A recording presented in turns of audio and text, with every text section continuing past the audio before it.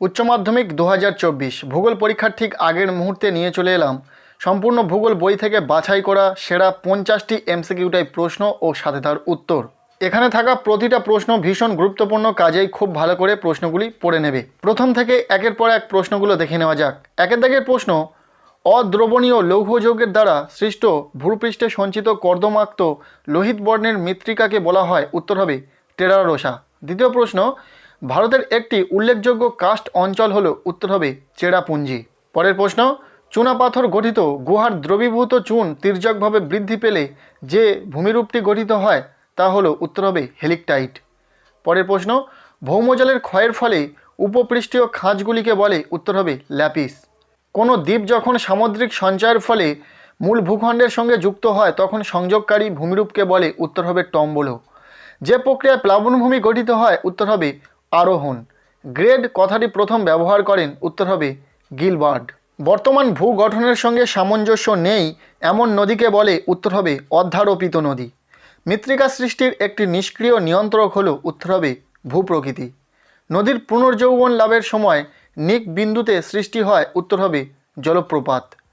পিট বা বগ মাটির সৃষ্টি হয়, উত্তর হবে জলাভূমিতে। স্বাভাবিক ক্ষয়চক্রের শেষ সমপ্রায় ভূমিতে গঠিত হয়, উত্তর হবে মোনাডোনক। পরের প্রশ্ন, মিশরের উপর দিয়ে প্রবাহিত উষ্ণ স্থানীয় বায়ু হলো, উত্তর হবে খামসিন।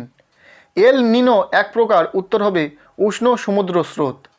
উচ্চ তাপমাত্রায় জন্মানো উদ্ভিদকে বলে, উত্তর হবে মেগাথার্মস। গম্বুজাকৃতি পাহাড় থেকে নির্গত জলধারা যে জলনির্গম প্রণালী গড়ে তোলে তা হলো, উত্তর হবে কেন্দ্রাভিমুখী। পাখির পালকের মতো দেখতে নদী নকশাকে বলে, উত্তর হবে পিনেট আকৃতির। আবহবিকারের ফলে আলগা শিলাচূর্ণকে বলে, উত্তর হবে রেগোলিথ। পরের প্রশ্ন, মৃত্তিকার এ ও বি স্তরকে একত্রে বলা হয়, উত্তর হবে সোলাম। নেক্সট, একটি আঞ্চলিক মৃত্তিকার উদাহরণ হলো, উত্তর হবে পর্জল। মাটিতে হিউমাস বেশি থাকলে মাটির রং হয়, উত্তর হবে কালো। মৃত্তিকার যে স্তরে উদ্ভিদ ও প্রাণীর দেহাবশেষ আংশিক বা সম্পূর্ণ বিয়োজিত হয়ে হিউমাসে পরিণত হয় সেই স্তরটি হলো, উত্তর হবে ও স্তর। ভূমধ্য সাগরীয় জলবায়ু নির্দেশক বৃক্ষ হলো, উত্তর হবে জলপাই। ক্রান্তীয় ঘূর্ণবাতের কেন্দ্রস্থলে শান্ত পরিবেশযুক্ত স্থান হলো, উত্তর হবে চক্ষু। চুন ও লবণের অধিককে গড়ে ওঠা মৃত্তিকা হলো, উত্তর হবে পেডোক্যাল মৃত্তিকা। নেক্সট প্রশ্ন, ক্রান্তীয় ঘূর্ণবাত সৃষ্টির ক্ষেত্রে সমুদ্র পৃষ্ঠের তাপমাত্রা অন্ততপক্ষে যত হওয়া প্রয়োজন তা হলো, উত্তর হবে 27 ডিগ্রি সেন্টিগ্রেড। ওজোন গ্যাসের আবিষ্কারক হলেন, উত্তর হবে স্কোনবি। হ্যারিকেন নামক ক্রান্তীয় ঘূর্ণিঝড়ের জন্ম দেয়, উত্তর হবে ক্যারিবিয়ান সাগর। নেক্সট প্রশ্ন, নাতিশীতোষ্ণ ঘূর্ণবাতের অন্তর্লীন পর্যায়ে যে সীমান্ত সৃষ্টি হয় তা হলো, উত্তর হবে অক্লুডেড সীমান্ত। যে শ্রেণীর উদ্ভিদ বৃষ্টিপাতযুক্ত স্যাঁতস্যাঁতে মাটিতে জন্মায় তা হলো, উত্তর হবে হাইড্রোফাইট। লবণাক্ত জলাভূমি অঞ্চলে জন্মায় এমন উদ্ভিদ শ্রেণীকে বলে, উত্তর হবে হ্যালোফাইট। গোলাপি পোশাক পরিহত কর্মী যে স্তরের অর্থনৈতিক কাজের সঙ্গে জড়িত, উত্তর হবে তৃতীয় স্তর। কোনো বৃহদায়তন ভৌগোলিক পরিবেশে প্রজাতির বিভিন্নতাকে বলে, উত্তর হবে গামা বৈচিত্র্য। পরের প্রশ্ন, পৃথিবীর মধ্যে সর্বাধিক জীববৈচিত্র্য দেখা যায়, উত্তর হবে নিরক্ষীয় অঞ্চলে। একটি মনুষ্য সৃষ্ট বিপর্যয়ের উদাহরণ হলো, উত্তর হবে ভূপাল গ্যাস বিপর্যয়। বিরল প্রজাতির উল্লেখ থাকে, উত্তর হবে রেড ডেটা বুক। পরের প্রশ্ন, করবেট জাতীয় উদ্যান ভারতের যে রাজ্যে অবস্থিত তা হলো, উত্তর হবে উত্তরাখণ্ড। শস্য প্রবণতার সর্বাধিক হয়, উত্তর হবে নিবিড় কৃষিতে। নেক্সট, জলসেচের সুবিধাযুক্ত স্থানে যে ধরনের কৃষি ব্যবস্থা গড়ে ওঠে, উত্তর হবে সেচন কৃষি।